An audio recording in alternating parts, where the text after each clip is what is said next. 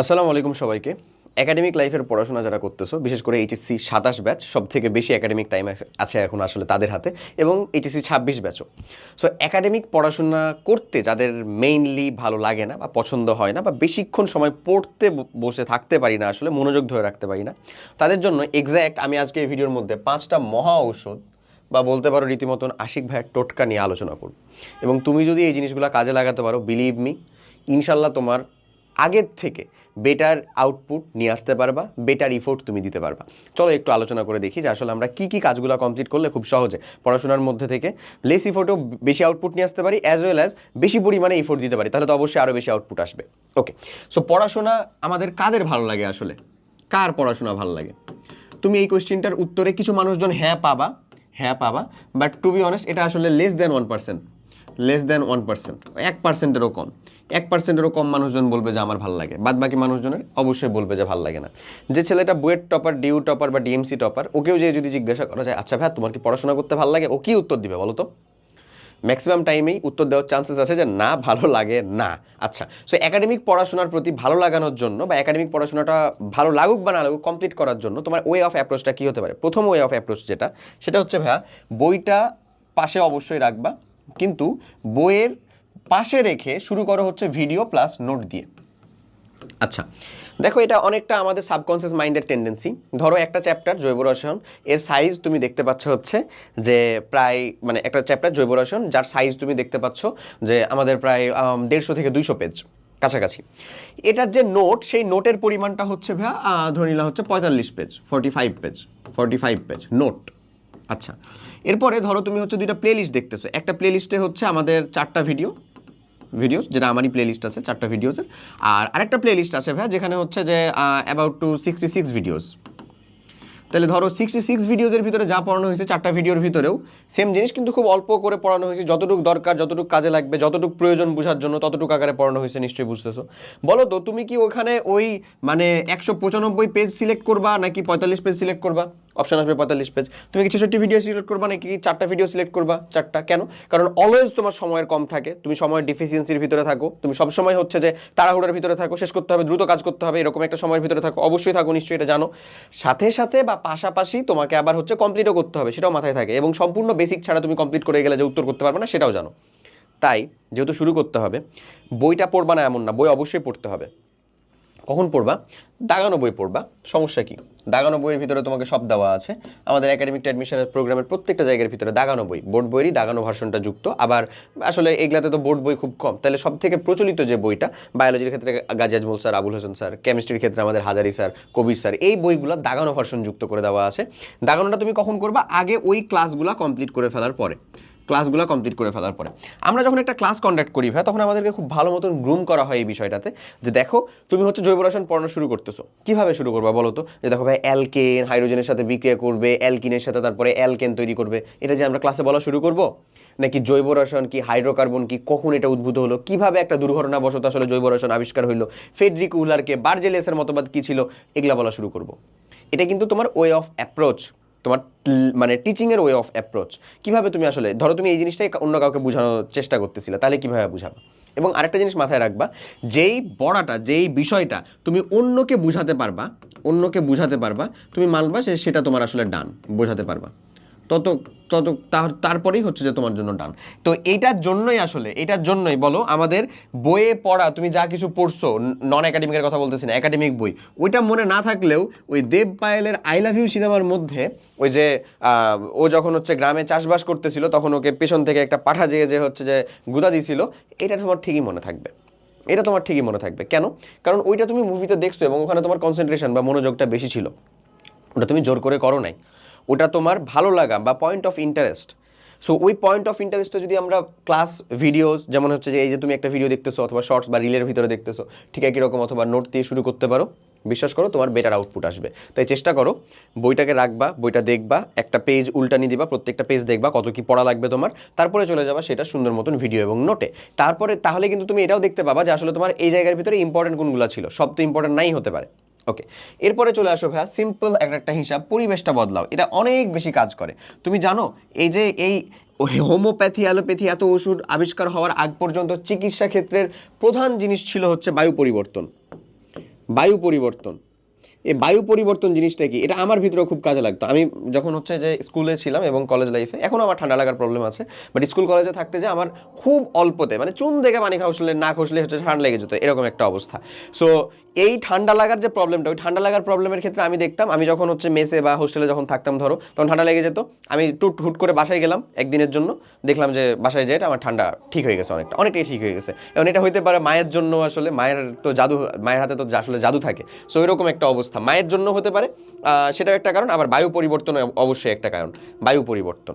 So তুমি যে কাজটা করবা, পরিবেশটা তুমি বদলাও, তুমি যেখানে আছো, তোমার সারাউন্ডিংয়ে যা আছে, তোমার ডেস্ক আশেপাশে তুমি যেরকমভাবে পড়াশোনা করো সেটাকে ওরিয়েন্টেশনে চেঞ্জ করো প্রয়োজনে।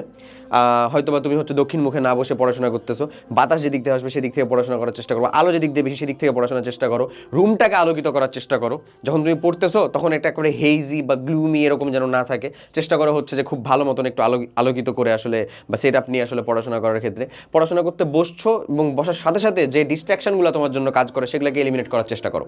তাহলে ইনশাল্লাহ দেখবা বেটার আউটপুট দিতে পারবা, বেশিক্ষণ মনোযোগ রাখতে পারবা। ধরো তুমি পড়তে বসা মাত্রই তোমার ঠান্ডা লাগে, পড়তে বসা মাত্রই তোমাকে মশাতে একেবারে ছিঁড়ে ছুটিয়ে উঠিয়ে নেয়, কয়েল দিয়ে বস ভাই, অ্যারোসল দিয়ে রাখ, আগে থেকে প্রিপারেশন নেই এরকম করে। তারপরে হচ্ছে যে পড়তে বসার সাথে সাথেই ধরো তুমি ঠুস করে একটা মুঠোফোন থেকে মেসেজ আসলো, শুরু করলা চ্যাটিং, তাহলে হইলো না।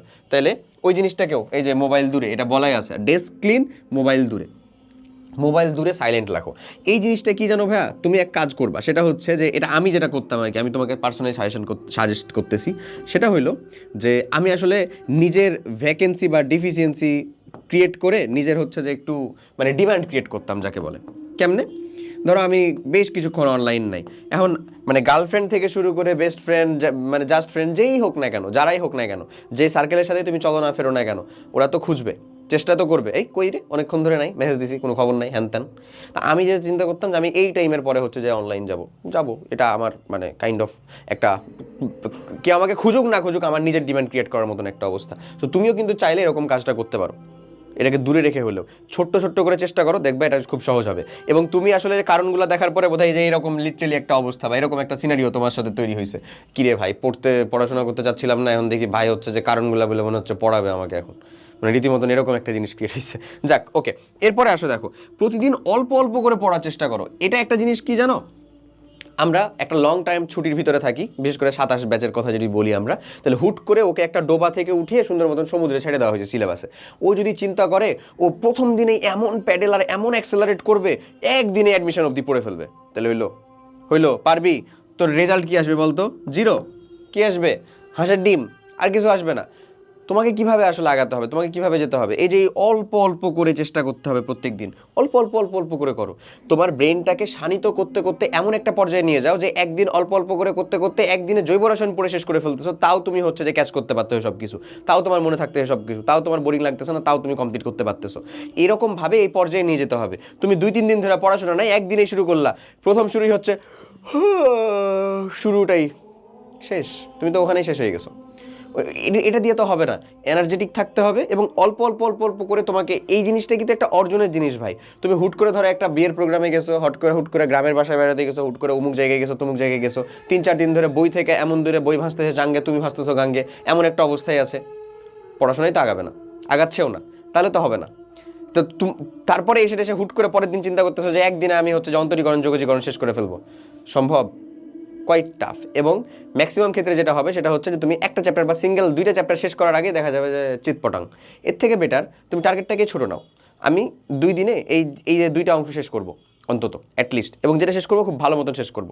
ছোটো নাও, কোয়ালিটি ফুল নাও, ইনশাল্লাহ তুমি কপ আপ করতে পারবা, কমপ্লিটও করতে পারবা। এবং এটা আরেকটা যে উপায় আছে, সে উপায়টা একটু হচ্ছে যে মানে ডাইলেমাযুক্ত উপায়। এই উপায়টা হচ্ছে ভাইয়া যে করে ফেলো সেটা যেটা তোমার আসলে করতে মন চাচ্ছে। অনেক সময় পড়া করে অন্য কিছু একটা, ধরো একটা সিরিজের একটা পার্ট দেখতে মন চাচ্ছে, একটা গেমের একটা অংশ খেলতে মন চাচ্ছে, হটএভার এটা, বা অন্য আরও অনেক কিছু যা 18+, 18-, যেগুলো রিলেটেড আমি কথাবার্তা বলতে চাচ্ছি না। বাট সবসময় মাথায় রাখবা যেটার ইম্প্যাক্টটা রিয়েলাইজ করো। এর ইম্প্যাক্টটা জাস্ট এরকমভাবে রিয়েলাইজ করবা যে 2টা মানুষ, বাবা আর মা, তোমার পেছনে যে পরিমাণে সময়, শ্রম, অর্থ ইনভেস্ট করতেছেন, তুমি তোমার মতন আরও 7 জন, মানে আরও 7টা জীবন, আরও 7টা জন্ম, আরও 7 বার করে জন্ম নিলেও সেই ঋণটা শোধ করতে পারবে না। এটা তোমার জন্য না, আমার জন্য সত্য। আমি জাস্ট তোমাকে বলতেছি বা বুঝাইতেছি জিনিসটা, হ্যাঁ, শোধ করতে পারবে না। তাহলে তুমি এমন কিছু করো না যেটাতে তাদের মাথা হেট হয়, তুমি এমন কিছু করো না যেটাতে তুমি তাদের সামনে, তুমি হয়তো বা ধরো যে সেটা গোপনেই করলা, কোনো না কোনো দিন কোনো না কোনোভাবে যদি সামনে আসে তাহলে তুমি লজ্জায় পড়ো, তুমি তাদের সামনে হচ্ছে যে তাকাতে পারবে না। এমন কিছু করো না যেন হচ্ছে যে কিয়ামতের দিন অন্তত তুমি হচ্ছে যে তাদের সামনে হচ্ছে যে মানে চোখে চোখ রেখে কথা বলতে না পারো। জাস্ট এই ইম্প্যাক্টটুকু রিয়েলাইজ করো, দেখবা তুমি অনেক খারাপ কাজ থেকে দূরে থাকতে পারবা। ওকে, আচ্ছা, এরপরে চলে আসে, পরে যদি আমি অংশটা বলি, তাহলে এখানে দেখো ভাই, সবার মোটিভেশনের কারণ কিন্তু ভিন্ন ভিন্ন। কারো মোটিভেশন হচ্ছে যে আমরা গরিব, আমাকে কাজ করতে হবে, আমাকে পড়তে হবে, আমাকে পারতে হবে। হ্যাঁ, অনেকের মোটিভেশনের কারণ হচ্ছে যে আমার চাচাতো ভাইয়ের ভিতরে সব থেকে বেশিও, আমি ওকে টেক্কা দিব, আমি ওকে কাটাবো। হইতেই পারে আমার বোন এখানে গেছে, আমার ভাই এখানে গেছে, আমি এখানে যাব। আমার বাবা এখান থেকে পড়াশোনা করছে, এতটুকু পর্যন্ত কমপ্লিট করছে, আমি অতটুকু পর্যন্ত কমপ্লিট করব। সবার মোটিভেশনের কারণগুলো ভিন্ন হয়, বাট আমরা সবাই অ্যাজ এ বাংলাদেশের বেশিরভাগ মানুষজন মিডিল ক্লাস ফ্যামিলি থেকে বিলং করে যে জায়গার ভিতরে আটকে যায় সেটা হচ্ছে যে আমি এমন একটা, ওই যে 3 ইডিয়টসের রাজুর মতন একটা ফ্যামিলি থেকে বিলং করি, যে যার আসলে কোনো কাজ করতে যে ভয়ই বেশি লাগে, কারণ তার একটা ফ্যামিলি আছে যেটাকে তার সাপোর্ট করতে হবে, তার একটা মানে সিবলিং আছে, বা তার একটা ছোট ভাই বোন, বড় ভাই আছে, বা তার একটা মানে কর্ম অক্ষম বাবা আছে, মা আছে, যেই থাকুক না কেন, তাদের হচ্ছে যে তারা দিন দিন দিন দিন বুড়িয়ে যাচ্ছে, কপালের ভিতরে ভাঁজ পড়া শুরু হয়েছে, চোখের ভিতরে হচ্ছে যে রীতিমতন পৌরত্ব দেখা দিচ্ছে। এই সিচুয়েশনগুলো কিছুদিন পরই তারা তাদের উপরে ফুললি ডিপেন্ডেন্ট হয়ে যাবে, তাদেরকে চালাতে হবে। এটাই সব থেকে একটা মোটিভেশনের কারণ, এবং সেটার একটা মানে আসলে হালালভাবে আসলে সেটাতে তোমায় কোপ আপ করতে পারার একটা সিম্পলেস্ট উপায় হচ্ছে পড়াশোনা করা। পড়াশোনা করে একটা জব করো, তুমি বিজনেস করো, তুমি যে উপায়ে যাও, যেই দিকে যাও না কেন, বাট আলটিমেটলি এটা পড়াশোনা ছাড়া করা খুব কঠিন। পড়াশোনা ছাড়া যারা করছে, টিকটক থেকে করছে, আর অন্যান্য বিভিন্ন উপায় থেকে করছে, তোমার চোখে হয়তো বা অনেকে আছে, কিন্তু সেই জিনিসটা আসলে কয়জন? সেই জিনিসটা হচ্ছে লাখে 1-1 জন, লাখে 2 জন, লাখে 10 জন। বাকি 9,000 মানে 99,990 জনই কিন্তু হচ্ছে যে ওরা বেকার, ওরা ওরা ওটা পারতেছে না ভাইয়া, ওই জিনিসটাও তোমাকে বুঝতে হবে। ঠিক আছে, ওরাও কিন্তু চেষ্টা করছিল, বাট ওরা হয় নাই। বাট তুমি দেখো, পড়াশোনা করে বিফল হয়েছে, পড়াশোনা করে আসলে সাকসেসফুল হতে পারেনি, অ্যাটলিস্ট নিজের রুটি রোজগার করতে পারছে না, এরকম মানুষজন কয়জন? পাওয়া কঠিন। অ্যাটলিস্ট এই দুনিয়াতে যার একটু দক্ষতা আছে, যার অন্তত মানে অ্যাটলিস্ট ব্রেনটা যে একটু খোলা ফেলে রাখে, সে অন্তত নিজের রুজি রোজগার কামাই করে নিতে পারবে, আল্লাহ এতটুকু রিজিক তার জন্য দিয়ে রাখছে। ওকে, সো যেটা আশা করি বুঝতে পারছো। এরপরে বলবো ভাই, fix your person of interest. তুমি তোমার পার্সন অফ ইন্টারেস্ট ঠিক করো। এই যে যেটা বললাম, হতে পারে তোমার কোনো বড় ভাই তোমার আইডল, একাডেমিক লাইফে আইডল থাকাটা উচিত। অনেকে আয়মান সাদিক, সালমান সাদিক এই ভাইয়াদেরকে চিন্তা করে, অনেকের আইডল আনাস ভাই পর্যন্ত থাকে। এটা টোটালি ডিপেন্ড করে, এটা তোমার উপরে ডিপেন্ড করতেছে যে কার কথাবার্তাগুলো তোমার রিয়েলিস্টিক লাগে, কার ওয়ে অফ অ্যাপ্রোচটা তোমার বেশ ভালো লাগে। এই জিনিসটা ঠিক থাকা জরুরি, এই জিনিসটাকে ফলো রাখা জরুরি, এই জিনিসটার উপরে থাকা আসলে জরুরি। এটা করতে পারো, এটাও যদি করো তাও দেখবা যে তুমি অনেকটা বেশি আগাতে পারছো। ওনার দেখে, ওনার কাছ থেকে শিখে হলো ওনার এই পড়াশোনাগুলো করতে পারতেছো। এবং এই জিনিসটার ক্ষেত্রে আমি বলবো অবশ্যই মানে স্বীকৃত একজন মানে ভালো কিছুই হচ্ছে যে কমপ্লিট করো। তুমি হচ্ছে প্রিজন ব্রেকের ওই হচ্ছে যে টাকলাটাকে চিন্তা করছো যে ওইটা হচ্ছে আমার আইডল, জেল ভেঙে কীভাবে পালায়, ভাই তো বলছিল আইডল ঠিক করতে, তাহলে তো গেল ভাই, তুইও মারবি আমারও মারবি, এমন একটা অবস্থা। যাক, আশা করি ধরতে পারছো বা বুঝতে পারছো। কারণ জাস্ট আমি তোমাদেরকে বলবো, এই পড়াশোনা বাড়ানোর জন্য একেবারে শুরুর যে কনসেপ্ট, মানে তুমি বইটাকে পাশে রেখে নোট এবং ভিডিও দিয়ে শুরু করো, ক্লাস লেকচার, ক্লাস ভিডিও দিয়ে শুরু করো, যেটা তোমার, যেমন আমার কাছে আমি যে কথাগুলো বলতেছি তোমার কাছে যদি ভালো লেগে থাকে, তাহলে অবশ্যই আমি যেভাবে তোমাকে রসায়ন পড়াবো, রসায়ন শেখাবো, সেটাও তোমার কাছে ভালো লাগবে। সিম্পলি তুমি সেই কাজ কমপ্লিট করার জন্য আমাদের এইচএসসি 27-এর জন্য যে একাডেমিক অ্যাডমিশন, এই একটা প্রোগ্রাম, এক প্রোগ্রামের ভিতরে তার এইচএসসি একাডেমিক লাইফের সব যুক্ত করে দেওয়া, সব A to Z academic class, in details class থেকে শুরু করে কত ধরনের ক্লাস, সবগুলো ফিচার তুমি নিজে পড়ে হচ্ছে শেষ করতে তোমার লেট হয়ে যাবে এরকম। এবং 26 ব্যাচের জন্য বলবো, এখন তার রিভিশনের আসলে মোক্ষম সময় বা আদর্শ সময়, সেক্ষেত্রে আমাদের সিআরপি ক্যাপস্টোন রিভিশন প্রোগ্রাম, এই একটা রিভিশন প্রোগ্রামে আমরাই সব থেকে অল্প সময়ের কম্প্যাক্ট ক্লাস দিয়ে তোমাকে সর্বাধিক কমনের নিশ্চয়তা দিতে পারি। ডিসক্রিপশন বা কমেন্ট বক্সে লিঙ্ক পাবা, ভিডিও দিয়ে যে শুরু করতে চাচ্ছ, যে জিনিসটা দিয়ে যেভাবে শুরু করতে চাচ্ছ, সেটা তুমি সেখান থেকে খুব ভালো মতন কমপ্লিট করে ফেলতে পারো। নিজে ডেমো ক্লাস দেখবা, ডেমো ক্লাস দেখে তারপরে আমাদের সাথে এই জার্নিতে যুক্ত হও। সবাই অনেক ভালো থাকো, আল্লাহ হাফেজ, আসসালামু আলাইকুম।